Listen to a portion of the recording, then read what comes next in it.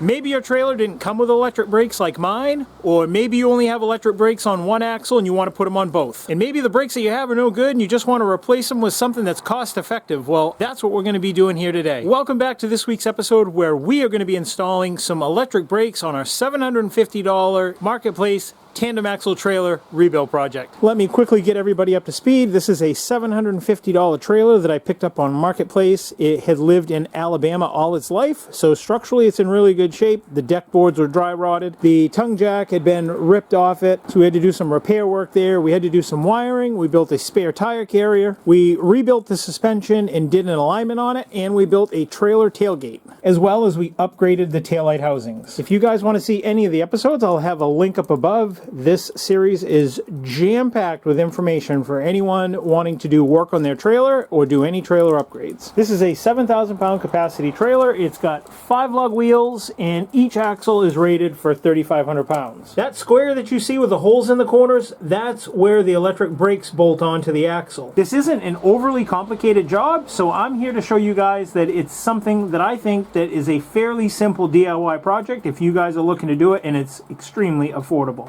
This is the kit. I ordered 2 of these kits. One kit does 1 axle. And this is what you get. You get everything. You get the hubs, the backing plates, the brake pads. These are self-adjusting. It's $167 per axle. And these are the specs. I've had really good luck with Vevor products over the years, so I don't suspect that this will be any different. And if you guys are wondering about any of the details, next thing we're going to do is take off the wheels, then we got to take off our hubs. These old hubs we won't be using again, but I will keep them for a spare if I ever need them to build something else. This trailer was just towed like 1,500 miles from Alabama to Maine, and the axles were falling right out of it. These spring perches right here had completely separated from the axle, and everything was all loose and the axles were just flapping back and forth. Guy's lucky something didn't break and he had a catastrophic failure. If you guys have been watching episode 1, that's Finn. He's getting to be a big boy now. I'll do one, show you how it goes, and then I'll do the rest off camera. But I'm going to start out by taking out the cotter pin. I don't know how long he drove it without caps on it, dust caps, but this side of the trailer had no dust caps on it when I went to go look at it. He had just come here from Alabama, moved from Alabama. This trailer spent its entire life in Alabama. As soon as he got all his belongings to Maine on this trailer, he sold the trailer, sold it to me. Only he knows how long this was driven without those dust caps, but definitely not good for it. The bearings are dry, but they don't look too bad. It's got grease in it. I'm going to wipe this down, clean it up, then we'll wire brush this flange and paint it. But we're going to have to do it in stages because we're here in Maine. Unlike some of you guys, it was 78 degrees yesterday. I'm in Texas and it's beautiful here. Well, it was 10 below last week here. It was miserable, so rub it in. No, I'm just messing with you guys. I love it. We have viewers from all around. I wouldn't trade this for the world. Love being in Maine. The weather isn't ideal in the winter, but you get used to it, just like anything. Just like you guys that are in the hot climates, you get used to that too. I mean, I don't know if you ever get used to 110-degree weather, but the warm, hot temperatures, you get used to that. We have hot weather here in Maine, just it doesn't last long. You know, we have a few 100-plus degree days in the summer, super humid, but then it just kind of goes away quickly. Let's open our package and check and see how everything fits. Here it is. Let's take a look, see what we got. Alright, we've got some instructions. Good. These are heavy, I'll tell you what. Definitely heavy. Look at that. New dust caps. Oh wow, it even comes with new lug nuts, which I just bought and I apparently don't need anymore. And they say this is complete. I guess, yeah, this is really complete. Wow, bearings and everything, guys. And here's the outside bearing that comes with it. The inside one's already in it. Here's the one that was on it. And boy, they look identical, don't they? They are identical. Perfect. So far we're off to a good start. I don't want to say too many promising things because I don't want to jinx us. Nice. Oh yeah. And here's the back side of the drum. And let's make sure everything lines up to here, which it should. I measured everything right. Yep. Just like that. That's going to work really nice, guys. And for you guys that are upgrading your old hubs, because we won't be using this anymore because now we're using the drum, and you don't have a spare tire mount, you could actually use this hub, weld right to it, and build something similar to what we built here for this spare tire mount. So now you're probably asking yourself, does this kit fit my trailer? Because when you go online, there isn't a whole lot of information. So I'm going to give you all the dimensions of my trailer, and that way you can compare it to yours. This trailer is 18 years old, and from what I can tell, this stuff is pretty standard in dimensions. So going off the edge of one of the studs to the center of one, 4.5 inches. These are what's called a 5 by 4.5. So if you have a 5-lug wheel with 4.5-inch bolt centers, that's this hub. And these are 15-inch wheels. Now the area for where your backing plate bolts on, from the edge of one of your holes to the center of your other, is just a whisker over 3 inches. The other dimension you're going to want is where the bearing rides on the outer area. Measures about 1.05, and where the back bearing rides, you're looking at right about 1.3 or so. And if you're starting from a brand new installation like me it's never had brakes before, you're going to need the nuts for these studs. That's the spec on these. I got them from Fastenal. It was like $3 for this package. I think it's like a package of 25. They're 7/16 20 fine thread, so this is probably like a grade 5 nylon locking nut. That'll work perfect. You can also get them off Amazon as well. You will see that these backing plates are directional. One of them has an R on it, one has an L. The left side is determined by how you're sitting in the vehicle. So as you're sitting in the vehicle, that's the left side of the trailer. The right side is obviously the passenger side. The next thing I want to do is clean up this mating surface and then paint it up so it doesn't rust out. We're going to wire brush it. Then we're going to heat it up a little bit with a torch so we can bake on the enamel because it's like 20 degrees out today and paint doesn't stick when it's that cold. And then we can start installing this.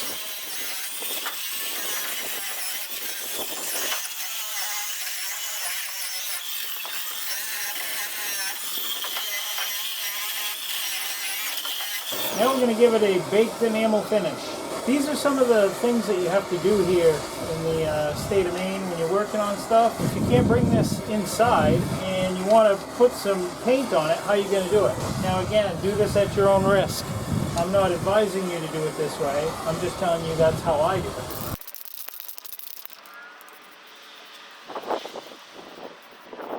And you want to try to keep the paint off this spindle and off this area right here where the seal rides, simply because you don't want that paint gumming up in your seal. We'll give that a couple minutes to dry and we'll clean it up and start assembly.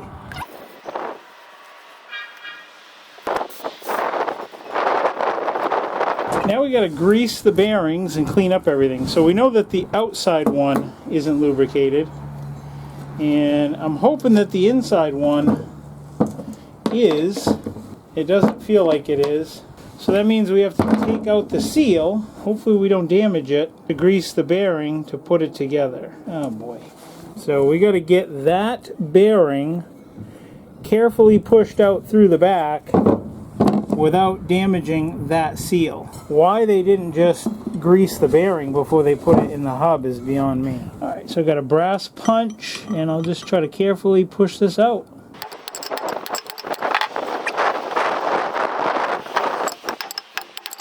Well, that didn't work. I ended up destroying the seal. You can see right there, ripped it. I've got a new way to take it out that I think going forward should work. The way to do it is get a socket that just fits snugly down in there and then hit the socket so it pushes evenly out on this seal. Instead of just taking this punch and wobbling it back and forth, that ended up destroying that seal. So I have a new seal, and here's the Dexter part number, 010019-00. And it also says Fusion Inc. on the seal. That's your Dexter part number. That'll go in this hub. I could have sworn that I had one of those little cone things that packs wheel bearings, but Maybe I don't know. So we are going to just pack them by hand. It's pretty easy. Put a little glob in your hand. Put your fingers on the race to pull it back from the center so you make that opening big right here. And then just slowly work that grease in through this until it comes out the top side. That's it. That's all you gotta do. And that works just as good as any bearing packer. People have been doing that way for 100 years, you know. Kind of surprises me that these bearings didn't have any grease in them. I would think that could be a huge problem, especially that inside one. Nobody packs that inside one because generally nobody wants to replace that seal. They end up just packing the outside one and saying, well, the inside one must be good enough. Well, if the inside one never got any grease to begin with, that's a huge problem. In this grease that I'm using, nothing special. It's just regular wheel bearing grease. Made for wheel bearings, high temperature. See how that grease is pushing up through there, through the center? All right, let's flip this bad boy over and get this seal in it.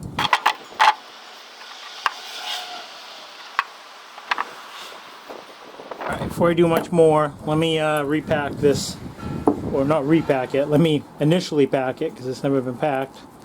This bearing right here. All right, now we can put in our seal in the back. Try to put it in evenly.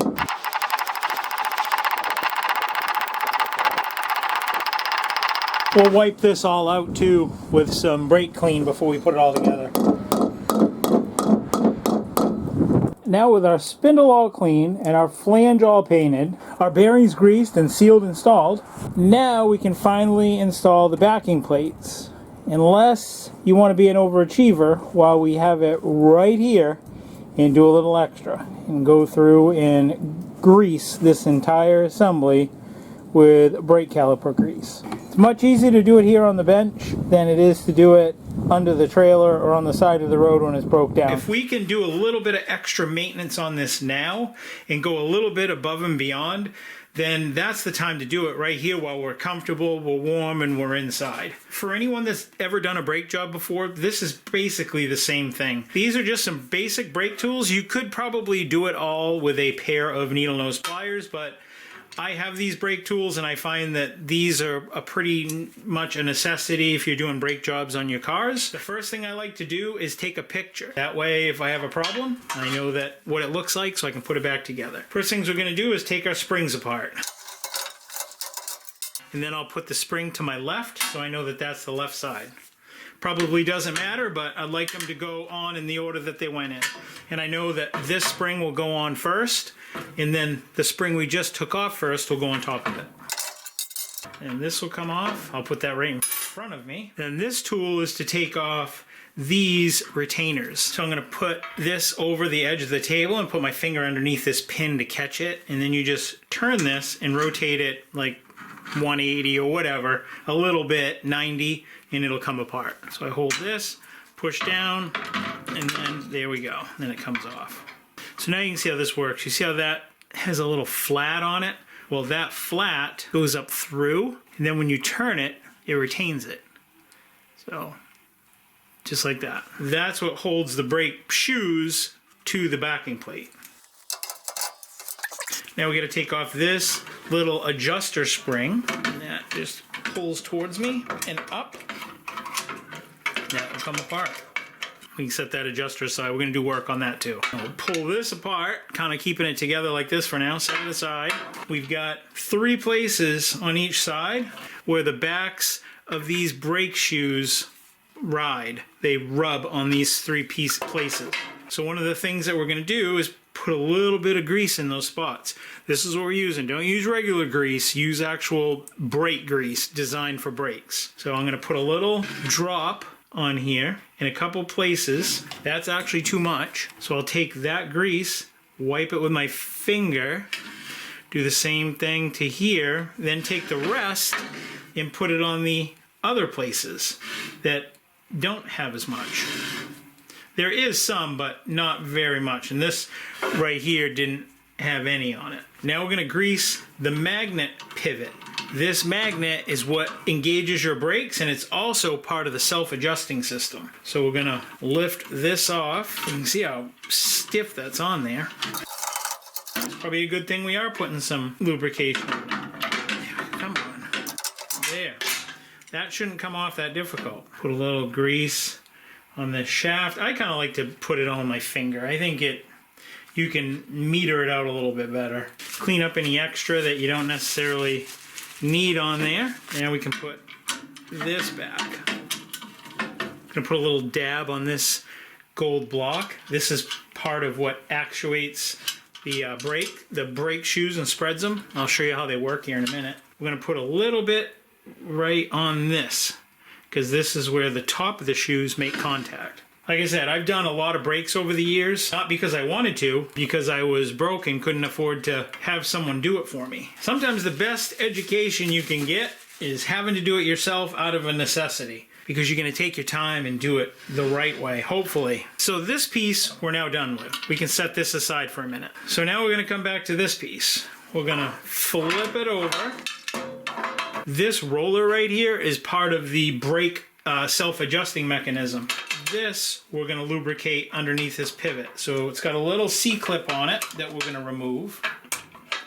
Got to be careful that you don't lose it. They're tiny. And then pull it off. Put a little grease on the shaft. That's a lot of grease, not a little. And then put it back on. You don't have to worry about corrosion getting in there and moisture. And then put our C-clip back in. This little hook is where this cable connects to for that adjuster. We're going to put a little bit of grease there, put it up through that hole, so now it has a place that it can slide without friction there. Now we'll flip this whole thing over. We're down on the back side. Now we'll put a little dab of grease on the front side and hook up our cable. There we go. We're almost done. Isn't this easy? Now we're going to work on our adjuster. It goes in just like this. This is probably the component that is going to need the most attention, because this is what automatically adjusts your brakes. I'm going to take and glob some of this grease on there, work it into the threads with my finger, and then I'm going to run it all the way down, clean that, all the excess, and then put it in front of it, and then we'll run it back up again. I'm going to put the adjustment back to just about where it was when I took it apart. This is hollow inside. It's a place for moisture to collect. I'm going to put a little dab in that, and that'll help protect the threads of the adjuster. And if you weren't sure how this went, this is where your pictures come in handy. Then fit them in up the top. Try to get them right where they need to be. Center them on the backing plate. These pins have a tendency to rust out. The back sides will get rusty because moisture gets trapped in there. This will get all rusty, the whole length of it. Take a little bit of grease, put a light coat on this. It'll prevent that from happening. And do it the same way. Put the pin up through the bottom, taking note of the slot of that orientation, because I want to put this in the same orientation so I'm not fighting it. So when I set this on there, I'm kind of like lining it up to the orientation of that pin. The factory's not going to do this, by the way. Probably your car manufacturer isn't going to do it either. This takes time, and time is money. Do you see that little bit of blue on there? That little tiny bit? That's their idea of lubrication. We're going to do a little better than that. I'm going to put a little thin layer. Again, not only does it make things work smoothly, it keeps the rust out of this stuff, so everything works better. Remember we said we're going to put our right spring on first? These can put springs on this right here, but it also has this end, which is like scooped out, which is made to put springs on to go like over this pin. I'm holding down on this, and then there we go, there's that side. And there's that. It's all together. That wasn't bad, was it? So when you apply the brakes, it energizes this magnet against the spinning drum, which spreads this apart at the top. Watch up here. This will get wider. So that's what's engaging your brakes. And that's it, guys. It's literally that easy. Take down any extra grease that you see anywhere. wipe off any of the surfaces. Don't go hosing in here now with your brake clean inside here because you're going to wash all your grease out. But you do want to spray the brake linings off with some brake clean to make sure, you see how there's some staining in there. It looks like maybe some grease during packing or whatever drizzle down in there. You don't want that on it. It's not a lot of fun doing this extra work, but there is a lot of peace of mind that comes with it. So when you hook onto this and you're going down the road, you know that you've done everything in your powers to make sure that this is going to be as good as possible for the longest amount of time. When you're buying a new trailer or doing this to a trailer, I can tell you right now, this was not done to your trailer. Even if you have a brand new trailer, you would do yourself a huge service by going in and lubricating all of this stuff. So I'm making sure that the left side brake shoe assembly is on the driver's side. The magnet faces down. Then we got 4 washers and 4 nuts.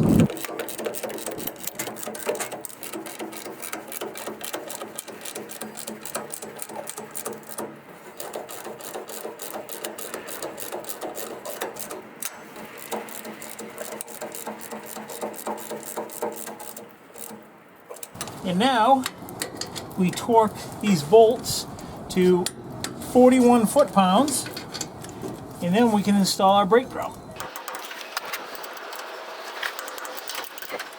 I'm going to put a little bit of grease on the lip of this seal, right where it's going to ride. I've already sprayed out this inside with some brake clean to make sure that there's no grease or contaminants on the inside of it. And I've also sprayed down the brake pads as well.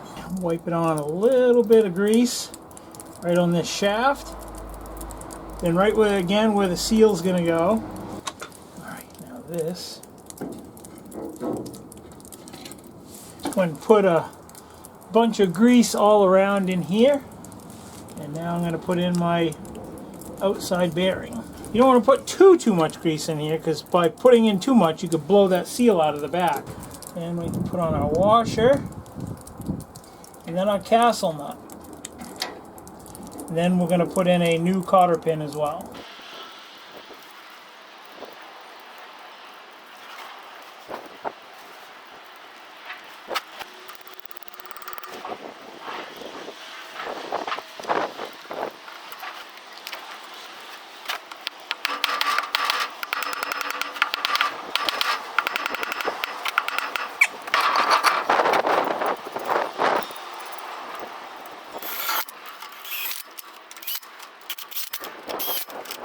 I'm not going to go fully tight with the wheels because they still have to come back off so I can fix these fenders. One of the things that I forgot to mention is that you're going to want to make sure to inspect your axle. And this is what I'm talking about. I'd be looking for, scratches and gouges around where the seal rides. That's in this area here. And also for like deep gouges and scratches in this area here where the bearing rides, which would indicate that something has come apart, a bearing has come apart, and destroyed some stuff. So if you find damage on your axle, I would do some research, maybe bring it to somebody that specializes in working on trailers and ask them, is this going to be a problem? And if so, should you replace the axle or whatnot? If everything looks good, I think it's safe to just do what we're doing here, put it all back together. Overall, I am extremely happy with how smoothly this project has gone together. Hopefully you can see those little tangs, but there's one right there, there's one right there, and one right there. And that's what keeps this backing plate assembly centered on that flange. I never used to be a firm believer in using a torque wrench in my younger years. And the one thing that converted me and made me a believer, I broke the flange off a brand new carburetor that I bought. It was aluminum. And back then, I'd spent several $100s on this carburetor. And then again, we didn't have the internet back then warning you of all the things you should and shouldn't do. You would think that tightening something up super tight means that it's going to be, super good because it's super tight. Well, that's not true. Over tightening things, especially like your lug nuts on your cars, puts excessive wear and tear on stuff. Plus, this is like just super peace of mind. If you ever have to wonder, is it tight enough? Well, you've torqued it. Yeah, it's going to be tight enough. And it's going to stay tight because the force is applied evenly on everything. I've already washed out the brake drum to make sure there's no grease in it, but you see how it's got this little spot here? I think that that's oil. And remember, I said you want to go real easy washing this out because you don't want to wash off all the grease that you just put on this system. Put a little grease, like I said, right around where that seal is going to ride. We can now put this thing together. As you can see, the grease that I'm using for this is a little different looking than the one that I did for the front axle, and that's just because it's a different type. Same rating. This is just Lucas Super Tacky or something like that. It'll work just as good as the other one. The only reason it's different is because that's what I have in a grease gun. It's the Super Tacky stuff. And I went out and bought a bearing packer to pack the rest of these bearings instead of doing it by hand. Just try to save a little time. And I'm not going to go too crazy with wheel torque, like I said, because we're going to be fixing these fenders in next week's episode. This obviously blew a tire and it like slammed in here and a bunch of water got in there and it's been beat on. So we're going to fix it up and make it look a little bit better, clean this all up and re-weld it. The way I do wheel bearings on a trailer, I've just always done it this way. I've never had a problem. Doesn't mean that I won't, and I don't know if I'm doing it right, but this is how I do it. Hear the wobble in the wheel? I can feel it and you can hear it. So what I do is I find out where my cotter pin goes through and I bring it to the closest point on the castle nut. So that's like perfectly up and down right here. And it still has play. So I go a little bit more. Okay, it doesn't have play right there. And I got to turn it about a 1/16 to be able to get the cotter pin through. And that's how I do it. And that's what I call good right there. Consult your trailer manufacturer on how they want it done, but that's how I do it. Like I said, could be doing this all wrong for all I know, but this is how I've done it over the years and it's treated me pretty well. Maybe someday I'll put like those bearing buddies on this, but for now this will be fine.